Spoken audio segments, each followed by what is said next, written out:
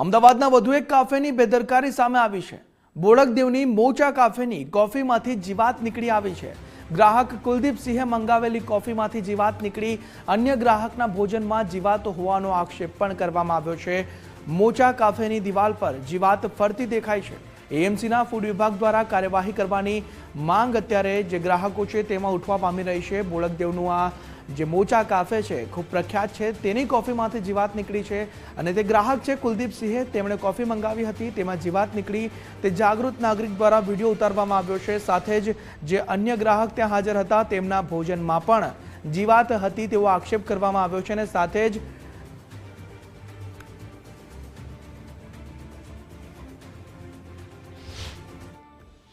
બોડકદેવ મોકા cafe છે, ત્યાં હું મારા મિત્રો સાથે જમવા અને કોફી પીવા આવ્યો હતો। તો કોફીમાંથી અને 3 વંદા નીકળ્યા છે, જેમનો ફોટો મેં લીધેલો છે, મીડિયામાં આપું છું।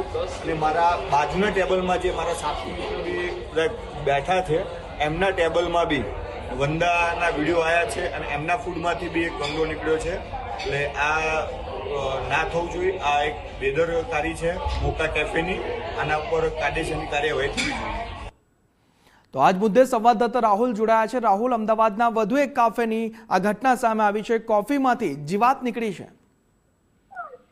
બિલકુલ, જે પ્રકારે અમદાવાદમાં છેલ્લા ઘણા સમયથી અલગ અલગ રેસ્ટોરન્ટની અંદરથી જીવાતો નીકળતી હોય છે અને જે રેસ્ટોરન્ટના માલિકો હોય છે એ લોકોના સ્વાસ્થ્ય સાથે ચેડા કરતા હોય છે, કારણ કે જે પ્રકારે સ્વચ્છતા રાખવી જોઈએ, જે પ્રકારે કિંમત ચૂકવતા હોવા છતાં સ્વચ્છ અને સારું જે લોકોને પીણા હોય કે પછી ભોજન જે આપવું જોઈએ તે આપવામાં નથી આવતું।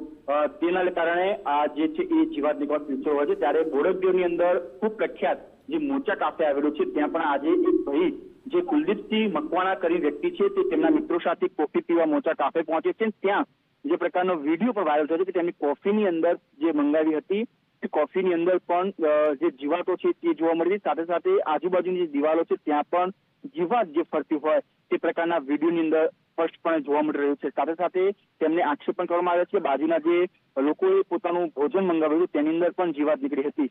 ત્યારે આ પ્રકારની જે ઘટનાઓ અમદાવાદ શહેરની અંદર છેલ્લા ઘણા સમયથી જોવા મળી રહી છે। ત્યારે અમદાવાદ મહાનગરપાલિકાના ફૂડ વિભાગ પર અનેક સવાલ ઉભા થઈ રહ્યા છે, કારણ કે જે રાબેતા મુજબ ચેકિંગ થવું જોઈએ તે થતું ના હોય તે પ્રકારે સ્પષ્ટ જોવા મળી રહ્યું છે। અને ફૂડ વિભાગ દ્વારા પણ હવે આ પ્રખ્યાત જે મોચા કાફે છે તેની સામે કેવા પ્રકારની કાર્યવાહી કરે છે તે જોવાનું રહેશે। જી રાહુલ, સમગ્ર માહિતી બદલ આભાર।